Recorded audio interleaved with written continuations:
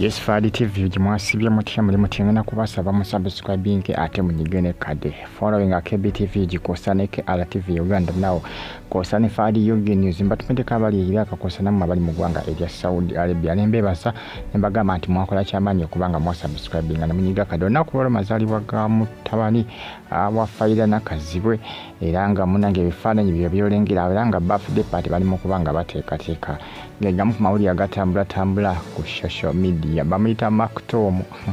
erinnya lyakola kiri erinnya lyamutuuma munange bimu ku ebitrending akadde kano ku mitimbagano eja social media eranga obubaka bungi nnyo abatambuza posti bangi nnyo ku nsonga ya mutabani wa Nakaziwe jjukira mu kusooka yaseka kubanga ebifaananyi kisoka gana kutabifaananyi bya mutabani we wabula oluvannyuma n'akola ki n'abitajjukira ye Juliana Kanyomozi yagamba yitajja kulaga mutabani we era mpaka nakati bannayuganda bangi abagezaako kubanga bakola ki bamusojjasojja n'okumusindiikiriza okubanga alaga feesi ya mutabani we wabula Juliana yagaana Nakazibwe mu kusooka teyakola ki teyamulaga n'agamba obwayi kati nkweka waaki nakola ki namuteeka mu public nanga amazaalibwa ga leero endowooza agenda kuba awezezza omwaka mulamba bwe baserabidde era nga bagamba nti happy birthday Maktomu wa mami Nakazibwe era nga it seems like only yesterday era nga munange bagamba nti maama akwenyumirizaamu nnyo Nakazibwe bw'obubaka bwakoze ekibwobubaka bwatadde ku social media agamba nti lulinga nga lunaku lwaggulu era agamba nti mutabani we amwenyumirizaamu jjukira abasinga bamutuuma dda dokita Dr. Maktomu bwagenda kubeera dokita omanyi ano muwala wa Bonoke amanyikiddwa nga Briera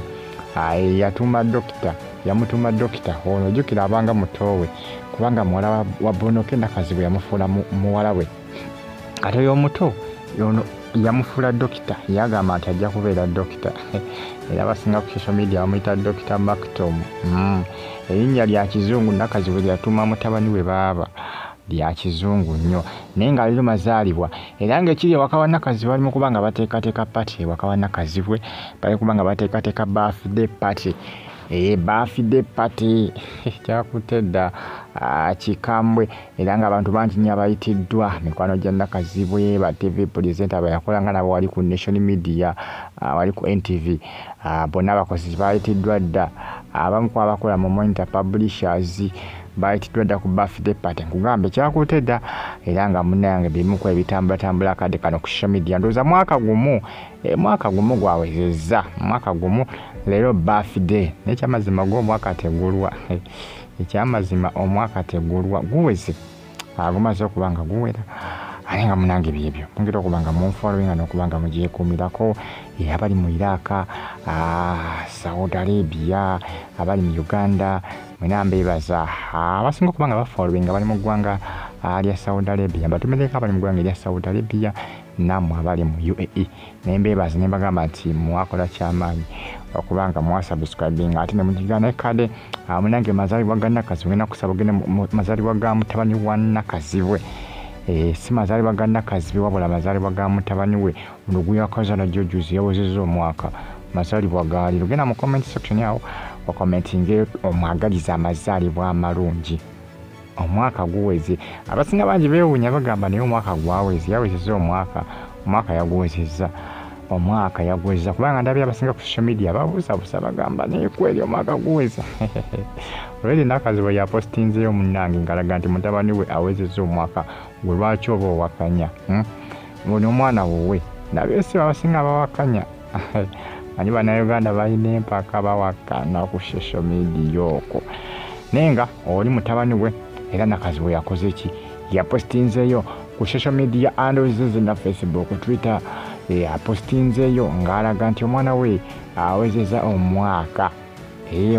era amwenyumirizaamu nnyo mbagambe nti yamutuuma dokita ye muwala wa Bonoke oli Briera yatuuma ono dokita yagamba nti ajja kubeera dokita yamuyita dokita yamutuuma dokita ndowooza Nakazibwe ndowooza ajja kirwanako ndowooza mutabani we abeere dokita munnange kubanga oli mukulu we ye kyamwagaliza muwala wa Bonoke manyi kati oli abanga mukulu wono kubanga Nakazibwe oli yamufuulanga muwala we era ne waka badde bayisanga omuto naye kati bamukubyeko ekibati katono ye muto luli abadde akola ng'ekyejo anti nga ye mutaalibwa nakati ono kati ye muto. Faadi TV gimusubscribinga manyige kale genda mu comment yagaliza omwana n'amazaalibwa amalungi mwaka gumwa agwezezza lunaku lwaliro lwe bulungi mweraba.